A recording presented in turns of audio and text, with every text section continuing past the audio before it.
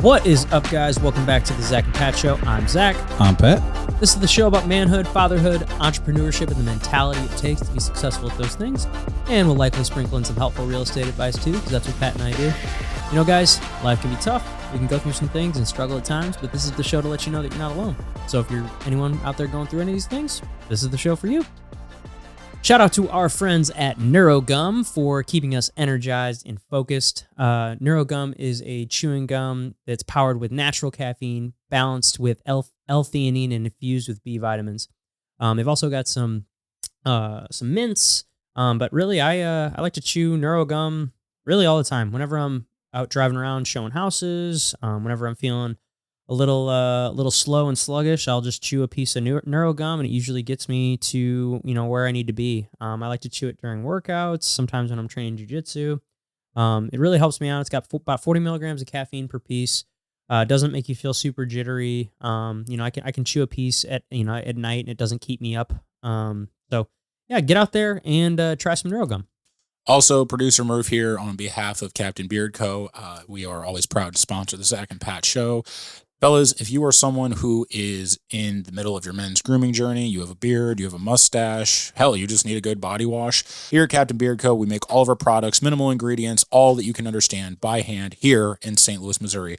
Our mission is not just to sell you some products that you will eventually use and not like.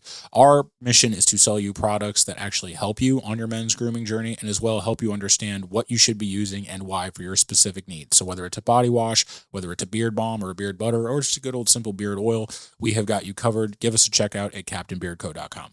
So what's up, dude? What's going on, man? How are you? Good, man. Yeah. It's been a busy week. Got a lot of listing. Got like 2 hitting the market this week, 2 hitting the market next week. I think 1 the weekend after. I'm actually going to be a former guest. Wyatt is finishing up 2 flips. One of them, I'm going to be listing both of those for him. He said one's going to be ready in about 2 weeks, and I think the other one will be ready in about 4. Is the 2-week one the one in University City? Mm-hmm. Cool. Yeah, that one. I helped him shoot that one. Yeah, I saw you guys. He put out that piece of content the other day. I was like, I recognize that. I just knew it. I knew that it had professional, a professional touch to it, and I knew you and him met up, and you went and worked with him. So shout out to him. Yeah, dude. Yeah. Shout out to Wyatt. Super cool dude. But yeah, I'm gonna be doing cool things too. Yeah, dude. He's just a good dude. So I'm gonna be getting a couple houses on the market for him. I'm really excited about the one in Kirkwood. I haven't seen that one yet, but from the sound of it, it sounds like it's gonna be really sweet. So, but man, just been really, really busy. Kind of feel like we're finally getting into a good groove here with, having 2 kids, and Theo's 5 weeks old now, and just finally kind of got everything down to a routine. We got Gina's back at the gyms, which I think is really good for her, and so we just kind of got things back to a nice routine. So because that first couple weeks is kind of chaos. Yeah. And I've got my training schedule down and my work schedule, we've got just a good setup, and so just feels good to kind of have a routine again. Yeah, that initial adjustment's always tough, but it just goes to show you how important having that routine is. But no, I'm glad that you got that back and got it done pretty quickly. Yeah, I mean, he's been a pretty, knock on wood, he's been a good sleeper. He's been a good baby. So Usually it's the opposite of that. Usually you're spoiled with the first one, so it makes you want a second one. The second one's like a pain in the ass. I know. That's what everybody love warned. You, Oliver. Yeah. that's what everybody warned us about, but thankfully we haven't experienced that yet so far. We're only 5 weeks in, so who knows, that could change on a dime. Yeah. I may have just jinxed us. Sorry, honey. But guys, we were going to do another Q&A episode. These are kind of becoming our favorite way to do these fun. These duet episodes, as we call them, where it's just the 2 of us. And last time we had people, we put some question boxes out on our Instagram, and we got a ton of, last time we did it, we got a ton of questions, and we were only able to get to a couple last time we did this. So today we thought we'd rip a couple more. So which one do you want to start out with, man? Oh, talking about fatherhood. So yeah, go right into it. What's your favorite part of fatherhood? Man, I feel like I'm learning a lot about myself, which is kind of cool, and watching, I feel like I have to control my emotions a lot more, and I'm really kind of getting that in check. like yesterday, for instance, we were, it just, kids do things and your initial reaction is like, like, don't do that. And like, I'm bad about like hiding how I really feel. And Gina's like, well, no shit. He likes getting under your skin because you give him a reaction. Right. I'm like, okay, well, maybe I need to learn how to, so I feel like I'm learning more about myself. And I think that one of my favorite parts is just seeing him, just watching him develop and Right. watching him like learn shit and like just the things that he says now that he's like at an age where you can kind of have a conversation with him a little bit. And you can say things to him and he kind of knows what you're saying and you kind of see the gears turning. Right. And just showing him things like yesterday, he went to a final walkthrough with me and, taking him around the house. And what does daddy do for work? Daddy sells houses. Daddy helps people with houses or just says houses sometimes. And it's just cute. I think that's probably my favorite part is just like watching him grow and like teaching him things and like kind of, but it also, it's a scary thing too. It's like, man, I don't want to mess him up, Right. Oh yeah. Yeah. I mean, it's like the dichotomy, you want to be in their lives, but at the same time, are you fucking them up? It's always something that you're worried about, but they always say the ones that care are the ones that are worried about screwing their kids up are the ones that are usually doing it pretty right. Yeah. But I'm on the same line, like, and you'll see it as they continue to get older and older and older, like when they learn to write their names, that like it just, that the excitement that they have when they discover something new, it helps rejuvenate me to realize like, hey, I always have to continue to be learning. Like you said, it's learning a lot about yourself and learning patience and going back and putting yourself in their shoes, to understand where they're coming from and what they're going through and what they're learning. You just sometimes you take for granted, like, or you forget, like, hey, they're little kids. They don't know this yet. But just watching them and then, like you said, teaching them new things and helping them grow as individuals and things like that. And so that's been huge for me. That's probably my favorite thing is just watching them grow, watching them learn, and pick up new things because the excitement that they have whenever they learn something new is like awesome. But then, like picking them up from school is one of my favorite things too, because excited to see it. Oh yeah. They'll see me down the hall and they will just come running out of their class. Dad. So yeah, that's a tough feeling to beat. So I can imagine, man. I can't. Yeah, I'm looking for. It's always awesome when you get home and Daddy's home, and you hear him. I hear the little feet. Like running up. Running through the house. It's just so cool. And then he runs up, just gives you a big hug, and it tells you about what he did that day. Oh, Daddy, look what I got! I got this train and it does that, and you're like, it just gets so fired up about things, and it's just so fun, man. There's just so many little aspects of it like that you never really. I mean, you hear about it and you until you really experience it, it's just like nothing like it. Nothing like it. And you always, and that's what it's scary is you want the best for them and you want to make sure you're raising them right, and but at the same time you're like, am I doing it right? And I'll always have that in the back of my head, man. Like that's one of my biggest fears is that I'm not doing it right. And it worries me that like I want to raise good, strong, independent men that are respectful and are set in their morals and ethics and principles, and trying to instill those principles and morals. Like, hey, like obviously you're teaching them the morals and principles and ethics that you have, but are those right? I'd like to think that I'm doing okay. Like where I'm at in life and where I'm like what my morals and principles and ethics are, that I feel like I'm okay, that it's okay to instill those into them. But neither one of you is dead or in jail or selling drugs to make ends meet. So I'm pretty impressed. One thing that like recently it's been because we've talked about Calvin loves riding his scooter around, and so that's like been our thing like the last couple weeks ever since Gina's been home, and we've been, or really ever since Theo's been born, as we've been going to these like just going to parks with trails and him riding the scooter, and I follow him on my skateboard, and the other day he had a pretty nasty fall, and I ever since then, this was probably 2 or 3 weeks. It was probably 2 weeks ago now that he fell, like kind of scratched up when I flipped over the handlebars, scratched his face up pretty good. And, but ever since then, he's like, before that, he had like no fear when it came to the scooter. He would go, like, I had to like stop, we live in the bottom of this hill, and he would like he just would wanted to go up as high as he could. There's that one video you guys posted of him just cruising. Yeah. And it's so fun. But like ever since that big fall, he's had you can tell there's like a hesitancy, and he's like lost his confidence. And like, so that's what I've been working on with him, like over the last little bit, is like trying to get that confidence back. Like, hey man, it's okay. We fall. You fall, we get up, but like, hey, think of how many times you went down that hill and you didn't fall. Right. And, it's like, hey man, you're going to fall sometimes, and it's okay. But that's just something new, like recently, that I'm like, all right, well, this is like an opportunity to like, he's 2, so he's not going to like, it's not like I'm not going to, he's not, I got to, and yeah, Gina kind of slapped me on the wrist the other day when or not slapped me on the wrist, but like I was trying to like explain something to him that was like just way over his head. Yeah. And she goes, dude, he's 2. I was like, because I was taking him on that. It was yesterday, actually. I was trying to take him on that final walkthrough with me. And I was like trying to explain to him that like, all right, if, when you're here, there's going to be a lot of stuff, because this house that we're buying is, and we close on it today, it's like packed full of stuff.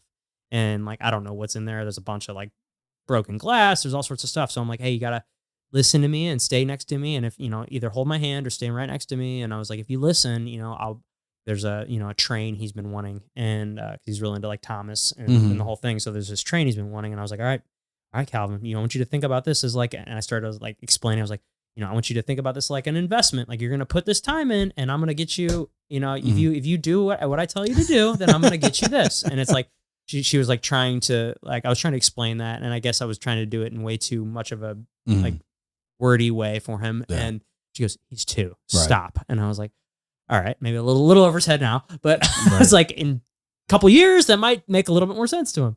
And, but it's just fun things like that, man. Yeah. It's, being a dad's cool. Yeah, no, it's Oliver is my extreme sports guy. So that's how he is on his little scooter. He loves it, and he's zipping around doing tricks and all this stuff. And then Connor with baseball, like I never wanted to push baseball on my kids.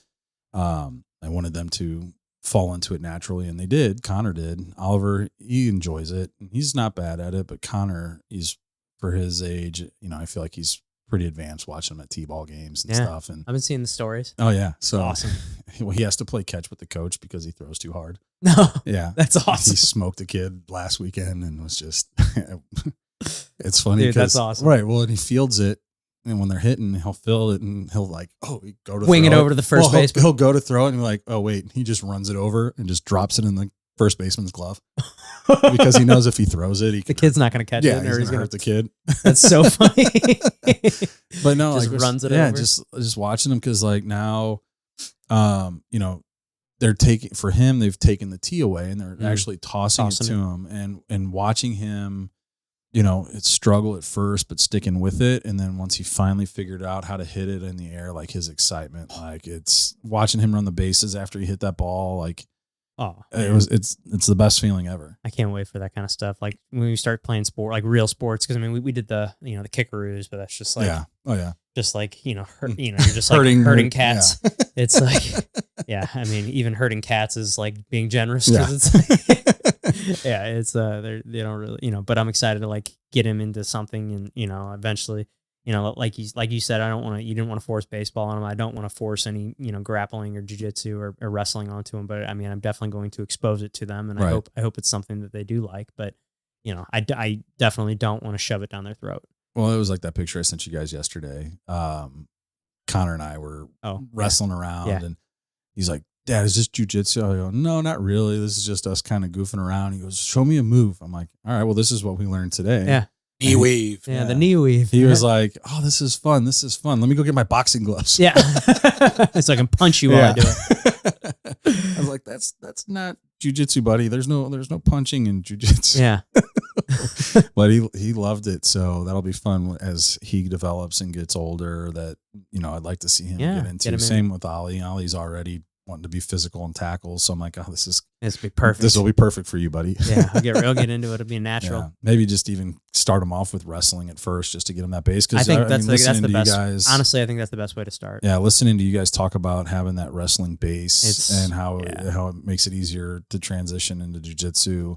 I mean, like I don't have any of that. Right. I feel like think about way off. Like starting in my very first day in jiu-jitsu, like if I started from the feet, like you definitely have a confidence that most people don't have. Yeah. You know, because you have a plethora of takedowns that you already know, and it's like, like I would, most people have like 2 or 3 that they're pretty good at. It's like I got my like A game, B game kind of in my head, and it's like, all right, if this one doesn't work, I go for that one, or this one doesn't work, I go for this one. It's like, you might know a lot, but you're only good at a couple things. Gotcha. It was fun yesterday learning my first takedown. Yeah, just figuring out what you like. Yeah. Figuring out, hey, the single leg, the sweep single might not be your thing, but like Yeah. in wrestling, what we learned yesterday is the most high percentage takedown. A single leg is the most scored position in college wrestling. Well, and the cool thing is too, is that if you do get him into wrestling, he's surrounded by so many different people who practice jujitsu. His ability to learn to play off his back won't be like other kids in wrestling, because getting pinned and putting your back against the mat is how you lose. Yeah, it's how you lose. But in jujitsu, I mean, you look at a guy like Madat, who we also need to get on the show. His main guard is just using guard. It's just close guard. Yeah, close guard. He'll get you with an arm bar. He'll get you with a triangle. Triangles. But that's something that's really unique that you can then share with him. Yeah, for sure. I'm looking forward to that as they get older. Yeah, let's go to the next one. What is the hardest, most challenging part about being a father?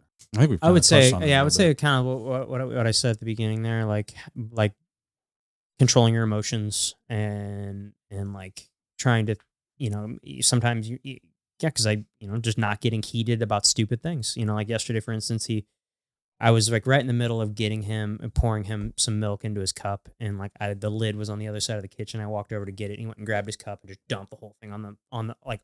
I just went to take a drink and just the whole cup of milk all over his shirt, all over everything, and just like spilled it all over the floor. And I was like, no, buddy, what are you doing? And Gina's like, why are you yelling at him? I was like, you're right. Why the fuck am I yelling at him? Mm-hmm. And I was like, it's that whole saying, like, don't cry over spilled milk. And I fucking cried over spilled milk.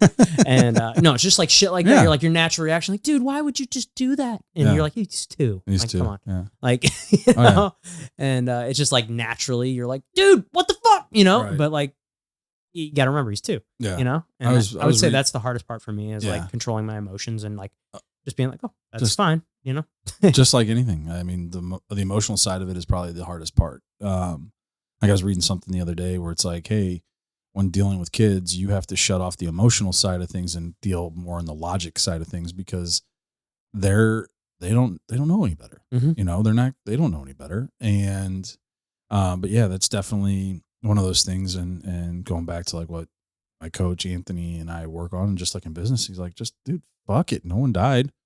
Like, just did someone die from it? Fuck, it's fixable. Like, it's no big deal. And he's like, so who cares? And just kind of take that attitude.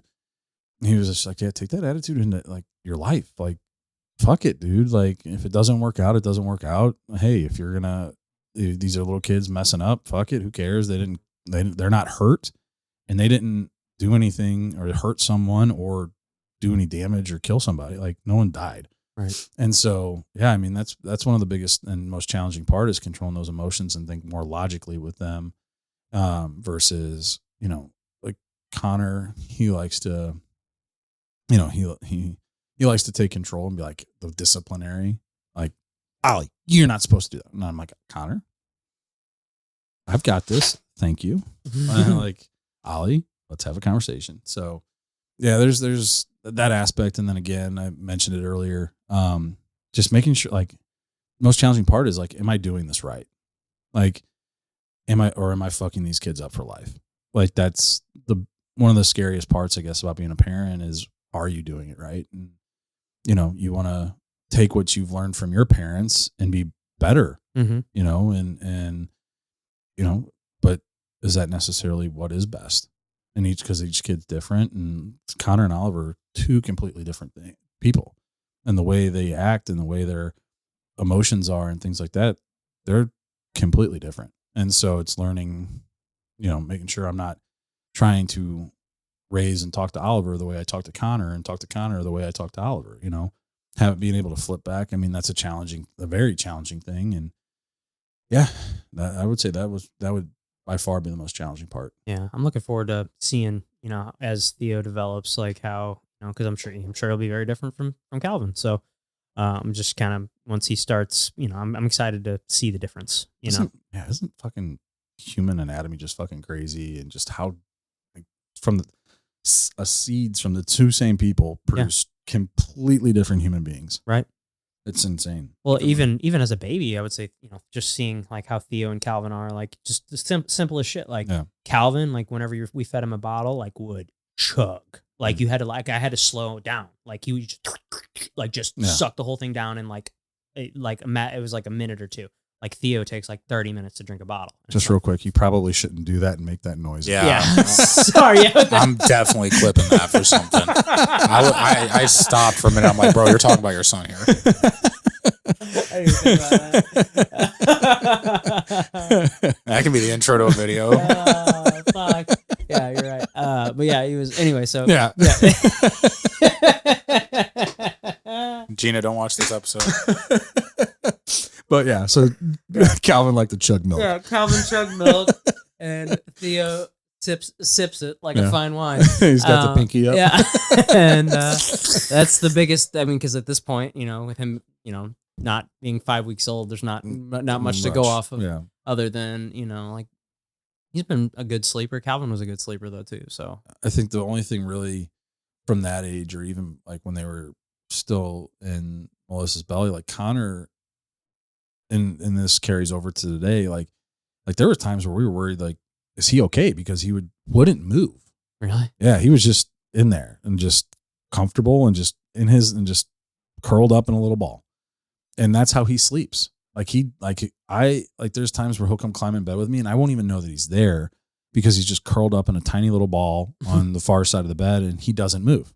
Now, Oliver, on the other hand, I mean, you could look at Melissa's stomach and you could just see it was just nonstop. And she was just miserable and like had to pee all the time because he's constantly kicking and that's how Theo was. Yeah. And now Oliver, like that's how he sleeps. He's I fucking hate when like he'll come in my room and he's just all over the place. Like I'll wind up and he'll be like sleeping on my head. And next thing you know, I'm getting kicked in the nuts and like just all like he's just all over the place. So like that's one of the biggest differences that at least that we could physically notice from them being little and babies. But other than that, I mean, like I said, it wasn't until, about that 15 to 18 month mark that you really start noticing some of those differences. Yeah. But yeah, so you got a little bit of time. Yeah, I got some time. The whole motion there. Have you ever seen the movie Ricky Stenicki? Mm-hmm. Dude, the air dicking part. That's exactly what I did. He's air dicking. Air. Dude, that's such a funny movie. Great. John Cena, man. Dude, John Cena's like become one of my, I mean, I don't know. He's funny as fuck. Dude, him and the bear. Oh my God. Good. He was so good in that too. He plays like such a good like meathead, like just a fucking goof. Yeah. Oh God, they're fucking with each other on that show. God, it was great. I was just like tense the whole time. I'm like, how the fuck is John Cena gonna fuck up the restaurant? He's gonna fuck it up. He's gonna fuck it up. Dude, so good. So good. Oh man. But yeah, let's look at next one. Next one. I think real estate one. This is a good one. And clients call, when my lease ends, I want to buy a house. How soon should I contact an agent and what does that process look like? Yesterday. Yeah, I was going to say, like, there really is no, like, not like a time where, like, it's a bad idea, Like, no, definitely don't talk to a real estate agent yet. Yeah. Like, I'm not just saying that because I am one. Really, you could, I mean, I would say, like, a good reasonable time is, like, maybe 6 months before your lease is up. I would have, like, a plan in place, be like, hey, and obviously the very first thing I'm going to do pretty much after I kind of figure out what you're looking for and if it's kind of realistic for you or, and start talking, ask you some basic questions. But the first thing I'm going to do is I'm going to refer you to a guy like Patrick and make sure that see if it's financially, if it's an option for you. Because if it's financially not an option for you, then there's no point in really even like putting much more time into it. Yeah. And that's why, I mean, for me, the sooner the better. Like you sign your lease and you're there for 12 months, shoot. Yeah. Call me right after you sign your lease because we obviously we don't know anybody's particular financial situation until we do a deep dive into it. And, there could be things that could take 12 months to work on and like fix. get off your credit or something. Yeah. And the thing is too, is you never want to feel rushed. Like I always go back to the article that's, I think it was CNBC or MSNBC put out back in 2022, where they interviewed all these people that bought in 21 when interest rates were the lowest. And I think they interviewed 1,000 people, and it was like 72% of those people regret their purchases. And one of the major reasons was because they felt rushed. And that's one thing that I feel like I've done a pretty good job at with clients is like, hey, this is the biggest purchase for your life. Why do you want to rush this decision? Like, can I do a quick pre-approval? Absolutely. But why do you want that? Like, why not take some time, figure out what's going on, figure out your financial situation, and then kind of determine, because I might be able to pre-approve you for something, but you might not like the payment or the amount that I'm pre-approving you for, but there's things that you can do to get to that point that you might like it, or prepare yourself for when you're coming out of that lease. Like, hey, this is what I'm looking to buy, but this is what my monthly payment's going to go up to. So like a little trick that I always like to talk to clients about is like, and this is something that you can get started early, like right after you sign your lease. It's a goal. You purchase a house after your lease is up. Let's get started early. That way I can look at it and be like, all right, well, your lease is $1,200 a month and you're looking to buy a house in this price point, and that's going to put your monthly payment, let's say, at $1,800. Mm-hmm. So here's what we need to do. Every month that you go to pay your rent at $1,200, you put $600 more aside into a savings account that you don't touch. Now you're used to, on the first or wherever you make your rent payment at the beginning of the month, you're used to that money coming out to prepare you for the purchase of a new house and that monthly payment. And at the same time, you're building a savings account. Mm-hmm. Yeah. And so you got down payment. Yeah. Now you're saving, and what's that? $7,200 and you're putting $600 away a month. And you're also getting used to what an $1,800 a month payment is going to look like. And you can adjust it from there and be like, okay, $1,800 is, I can do that easily. Let's bump it up, maybe $2,000. Now you put more money, you make your rent payment, put more money into that savings account. And now you have even more money put aside. So, the sooner the better on my end, because the last thing you want to do is wait until you're like a month out from your lease ending and you're trying to rush and all that stuff. But I think at the bare minimum, at least at a very minimum 3 to 4 months before your lease ends. Yeah, I totally agree with that. Because sooner the better though, because it's doesn't cost you anything. No, it doesn't cost anything. It's not like it's costing you additional money every month to talk to a real estate agent or anything like that. And with the ability to do soft pulls on everything, it's not going to ding your credit, and so it just allows us to dive a little bit deeper and at least prepare you for what's to come when the time is right. And also the other aspect of that too is, the time to take to buy a house or like find a house that like you could go out and start looking, but it might take you a month or two before you actually get under contract or something. For sure. And then that process is 3 months long or 30 days long. But like the cool thing about it is when you buy a house, you always skip a month after you close for your payment. So let's just say your lease is ending in December, you could close on something in November and your first payment's not going to be due until January. So that gives you that time now to move out and take your time. You're not feeling that rush of having to do it all at the same time. So a lot of people don't know that. Yeah, there's a lot of things about it, but yeah, you always, for people thinking about buying, you always skip a month after you close. So if you want to time it to where you're not having 2 payments, you want to try and get closed on a house. So using the example we just had, so lease is up in December, you close on a house in November. That means you went under contract 30 days before in October, which means you were probably looking in September, maybe even started in August before you find something and you get it out. And it's a process. And I mean, yeah, there's some people that find it right off the bat. They go out one weekend, get under contract. Yeah. But how often? Rare, how often does that happen? I mean, I can probably count on one hand how many times that's happened for me. I mean, maybe 2 hands, but it's usually, I always say like that sweet spot is usually that 8 to 12 homes. We usually look at 8 to 12 before writing our first offer. I think we looked at 6 before we landed on mine. Yeah, it's about I would say like somewhere in that 8 to 12 range is pretty, I would say, the average. Yeah. But then you got, you have your extremes. Like I've had people that I've gone out and showed 2 houses to, and they ended up writing on one of them, and then that was it. And then I've had people that I've shown 50 houses to and they didn't write an offer, or that maybe they wrote offers and they got beat out and then they decided to rent. Yeah. And, so like it definitely ranges. There's not like a cookie cutter, No. answer for you, but, definitely it just takes time and, just make sure, do your homework on whoever you hire. That's another piece of advice I'd give you, just because, Aunt Susie has had her license for 10 years and, she, just keeps her license just because, and, she does like 1 deal a year. Might not be the best option because, how much in the know is she? Does she, is she doing this all the time? Is she, very familiar with how the process goes? Like, is it something that you're very confident in her ability?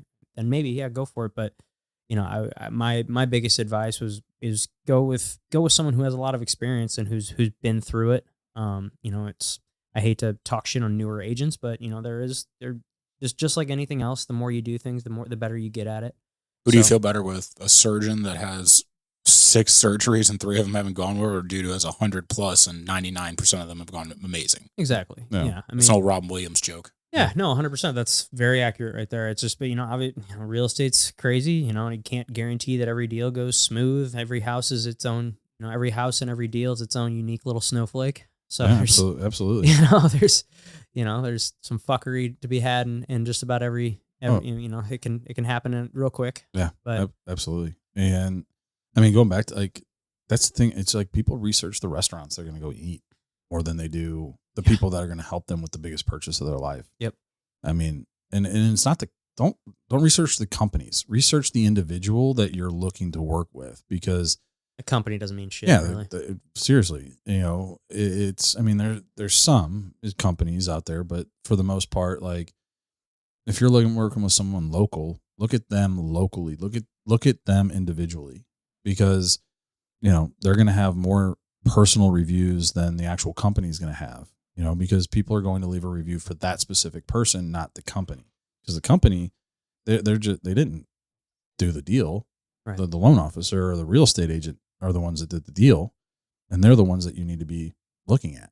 And so, also think about referrals too, because the quality of the person who refers you, your agent or whatever the contractor is you're going to be doing business with, that's going to mean a lot. I mean, for example, sure. Even I have a referral from each of you in this room. So I was referred Zach by Cody Klein. Cody is a guy who I trust with my life. We haven't seen each other very much recently, but big time at First Form, and he's got a family he's working on, and that's cool. But I also was like sitting in the house that you're now selling for him, that you sold to him, and I'm like, okay, this guy knows his shit. I got to spend some time with you. We worked out together. I never felt like you tried to sell me. Everything was, hey, I'm going to educate you. I'm going to teach you, and we're going to hold your hand through this. But like when the time comes, they're your decisions. So that was great. And then whenever we started doing the podcast, Zach referred me to introducing Pat, and I was like, dude's a good guy. I have no problem talking to him. We hit it off like within like an hour of knowing each other. Something like that, yeah. Yeah. And it was just like, and everyone who comes to the podcast, if I end up doing business with them or not, it's someone who I keep in high esteem because right. the value of the referral from you guys. So keep that in mind. If you're getting referred people by maybe your sketchy friends who maybe get fucked up a little too often and who aren't doing too well, maybe you should look for other referrals. Yeah. Solid point. Yeah. And that's the thing too, is everybody's like, well, you're getting a kickback. Why should I trust this? But that's the king. There's no more of that. Like there used to be. That's how the industry used to be, but it's not like that anymore. It's illegal. Yeah. I'm not going to lose my license over the ability to get a handful of deals a year. That's not worth it to me. And there might be some out there that still do it, but hey, that's not how I'm doing my business. I want my abilities to be the reason that somebody's deciding they want to refer to me. And, like same thing with you. Like we're building our business off of what we do, and how we do it, not because we pay for it. Right. There's, and that's the thing. You get what you pay for. So true believer in that, man. Yeah. I don't care what it is. So it's I definitely think that's not a truer statement's been ever said. Right. I mean, that's in who do you trust when shit hits the fan that's going to be able to get things done? And who's going to go fight a battle for you, Right. Because that's really what it is. Right. It's like, who's going to sit there and make a million phone calls? Who's going to run over and replaced boards on a deck the night before an occupancy inspection because you're afraid that the deck's not going to pass and St. Louis County's going to fuck you in the ass. Yeah. Who's going to call the Jefferson County Right. public sewer department 100 fucking times to try and get some information that nobody has, you know? It's just, we've done some crazy shit. Oh yeah. So, all right, well, I think that's a good spot for us to wrap it up here, guys. Remember, if you haven't subscribed yet, hit that subscribe button. That helps us out a ton. We're really trying to grow the show. So another thing you could do is, tell a friend. Tell someone that you think would, benefit from the show. Obviously, we talk about a lot of stuff here, manhood, fatherhood, entrepreneurship, and a little bit of real estate. I'm sure you can think of someone that, that might like it. So, if you enjoy the show, we'd really appreciate it if you spread the word. So, yeah, especially some of you guys coming out of college. I mean, you're entering a workforce and you're entering, things are changing, and the way things are changing, you've got allies here that we're here to speak to you guys and listen to you guys and follow along. Maybe you guys can pick something up that will help you grow and be successful along the way. Exactly. All right, guys, hit that like button, comment what you thought below, and we will see you next time.